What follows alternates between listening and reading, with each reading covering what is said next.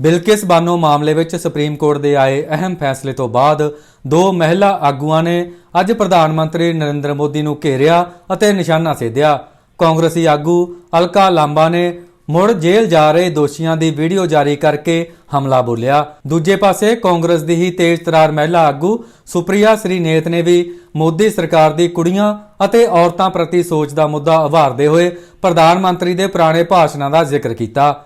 Supreme court ਦੇ ਤਾਜ਼ਾ ਅਤੇ ਵੱਡੇ ਫੈਸਲੇ ਮਗਰੋਂ ਇਨ੍ਹਾਂ ਦੋਵੇਂ ਮਹਿਲਾ ਆਗੂਆਂ ਨੇ ਮੋਦੀ ਸਰਕਾਰ ਅਤੇ ਪ੍ਰਧਾਨ ਮੰਤਰੀ ਮੋਦੀ ਨੂੰ ਘੇਰਿਆ।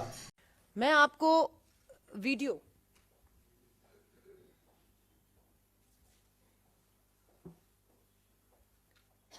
ये वीडियो 15 अगस्त 2022 का है, जब देश के प्रधानमंत्री लाल किले की प्राचीर, उस लाल किले की प्राचीर जिसे बेटी बचाओ का नारा दिया था, उसी लाल किले की प्राचीर से 15 अगस्त 2022 को आजादी का अमृत महोत्सव मनाने का नारा दे रहे थे।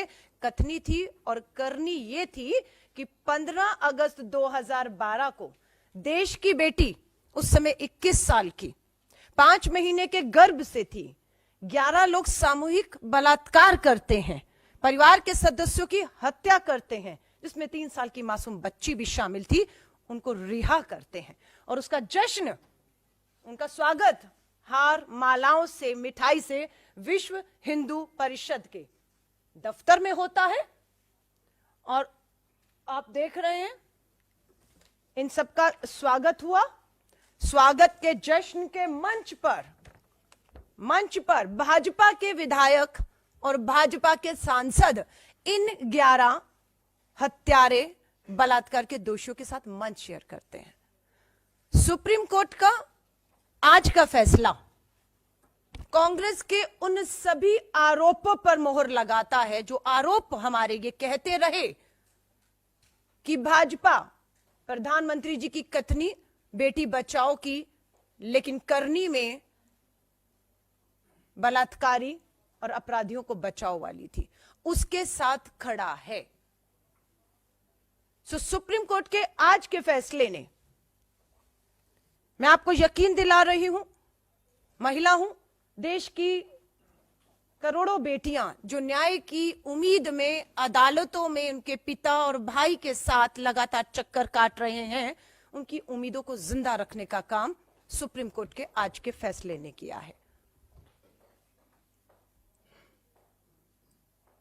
बताया आपको, गोधरा के विधायक को ये संस्कारी बलात्कारी लग रहे थे, उनके लिए संस्कारी शब्द का इस्तेमाल किया जाता है। अब बात यह है कि जब आजादी का अमृत महोत्सव, एक तरफ नारा, दूसरी तरफ बलात्कारियों की रिहाई और उसके बारे में उसका जश्न, हम सिर्फ एक ही मांग करते हैं देश के प्रधानमंत्री और भाजपा को, सुप्रीम कोर्ट के इस फैसले के बाद देश की बेटियों से, करोड़ों बेटियों से देश से माफी मांगनी चाहिए। आप पूरी तरह बेनकाब हो चुके हैं। सुप्रीम कोर्ट अगर आदेश ना देता तो ब्रजभूषण शरण के खिलाफ एफआईआर करने की किसी की हिम्मत नहीं थी। वो हिम्मत आज भी नहीं दिखाई दे रही है कि उसकी गिरफ्तारी से दिल्ली पुलिस अभी भी घबरा रही है।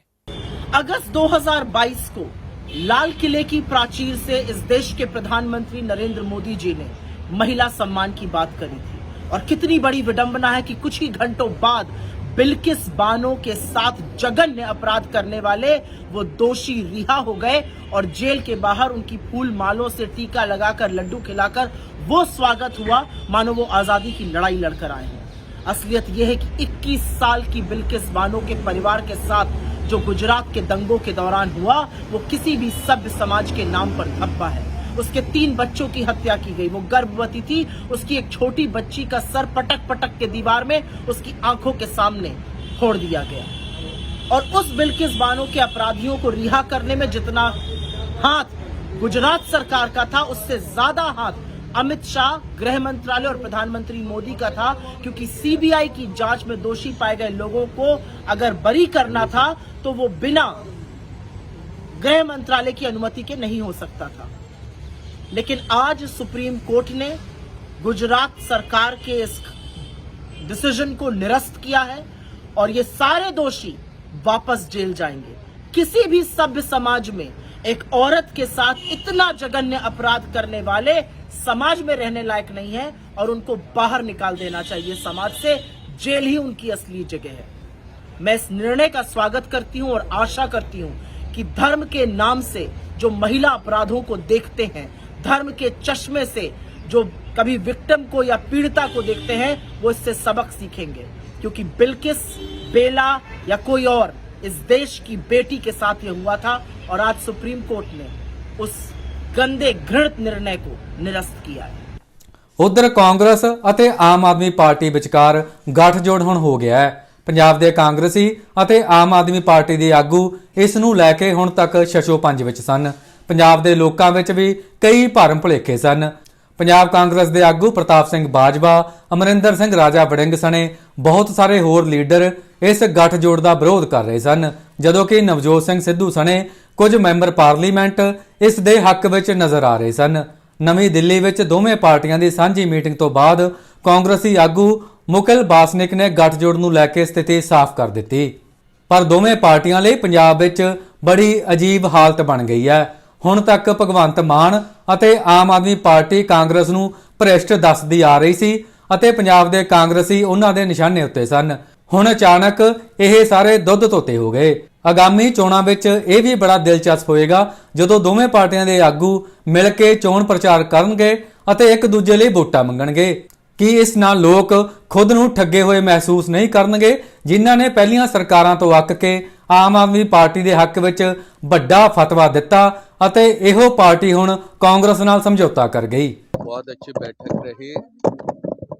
आम आदमी पार्टी की तरफ से वरिष्ठ साथियों को दिल्ली के मुख्यमंत्री केजरीवाल जी ने यहाँ पर चर्चा के लिए भेजा और नेशनल अलायंस कमेटी जो कांग्रेस अध्यक्ष खरगे जी ने बनाई, उसके साथ हम पिछले करीब 2-2.5 घंटे से विभिन्न विषयों पर यहाँ पर चर्चा की, जिसमें किन किन सीटों पर कैसे कैसे आने वाले लोकसभा चुनाव में लड़ा जाएगा, उस पर विस्तार से चर्चा हुई।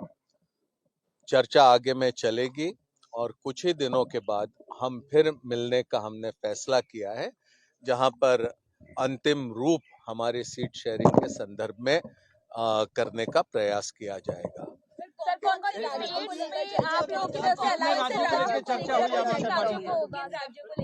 देखिए, चर्चा हमारी विभिन्न विषयों पर हुई है। क्या क्या चर्चा हुई वो उस पर मैंने कोई टिप्पणी करना आज के समय वो संभव नहीं होगा और आप भी समझ सकते हैं कि चर्चा के दौरान विस्तार से एक एक चीज हम आपको बता पाएंगे ये मुमकिन नहीं होगा। थोड़ा सा आप इंतजार करिए, हमें पूरी तैयारी के साथ काम करने दीजिए और फिर कुछ ही दिनों का तो अब समय है, उसके बाद हम पूरी जानकारी आपके समक्ष रखेंगे। ठीक है, बेहतरीन ढंग से हम मिलकर चुनाव लड़ने का फैसला ये पहले ही हो चुका है। भारतीय राष्ट्रीय कांग्रेस और आम आदमी पार्टी ये इंडिया का एक बहुत एक मजबूत हिस्सा है, महत्वपूर्ण हिस्सा है और हम मिलकर चुनाव लड़ेंगे और हम भारतीय जनता पार्टी को शिकस्त देंगे। इस तरह से हम तैयारी के साथ चुनाव लड़ेंगे।